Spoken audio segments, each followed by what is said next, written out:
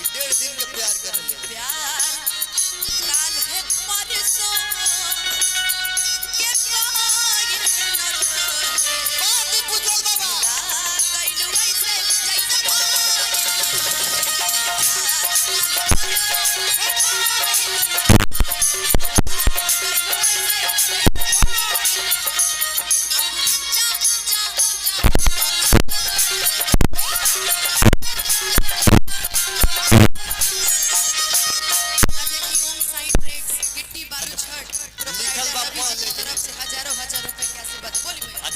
शुभम भैया के कनाल बाकी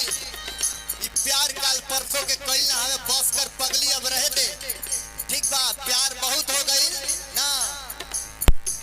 कहे के बा कि शुभम भैया के तरफ से बहुत रुपए का हमरा के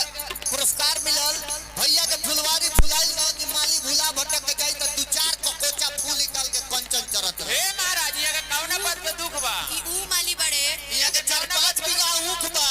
ऊ माली बड़े बाबूजी छिले ले ठीक 2.5 बीघा के हाथी खा ले हुआ के सुना ना ई ऊ माली बड़े हाँ। कि आज पवन सिंह के साथ हम गईनी त इन्हीं के आशीर्वाद रहे इहे हमरा जी, साथे जी, गई जी। रहे पवन सिंह के साथे पुदीना गवाए बाकी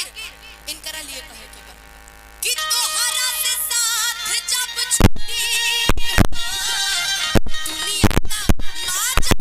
छुट्टी तोहरा से साथ जब छुट्टी दुनिया का माजा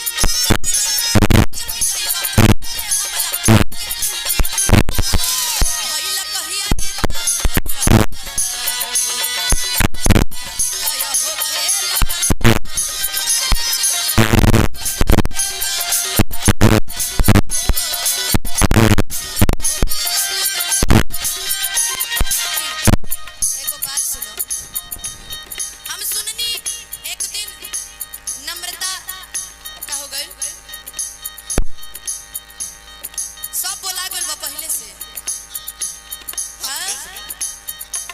अच्छा कान केस जी तारा भरी तो 2 कट्ठा के जमीन लिखा तनु हां यहाँ के गंडक हमरा विभाग में मुकेश भैया भी बड़े देखो नी एक दिन नम्रता ई गाना के गावत रहली तो हमेशा गावे बहुत बढ़िया लगेला कि तू बड़ा सुंदर अनुपमा जी ओमे निखार लावा तो बहुत आगे हम बहुत तोरे नहीं आइल रही शुरू शुरू में सही बात अनुपमा जी आपके हमरा घर के बहुत आपके फैन सब आइल रहे सेल्फी से बिल्कुल मिलेंगे बस इस गाने के बाद ठीक है हो तो हरा के दे दीवानी ए किसमें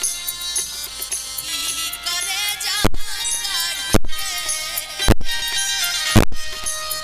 बहू ना बनलू तू क्या बात है अनुपमा खेसारी के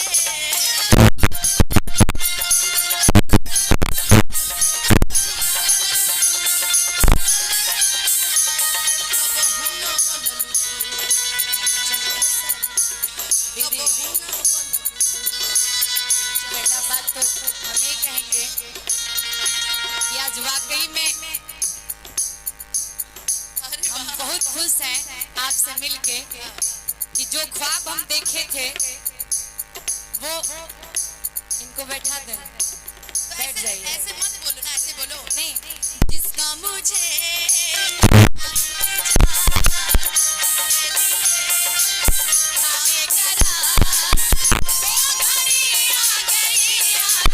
प्यार में हद से मार देना है लेकिन दीदी हम इस चीज को क्रेडिट जानते हैं किसको देना चाहेंगे किसको अंकेश भैया को और बिट्टू भैया को हम तो उन पे FIR करना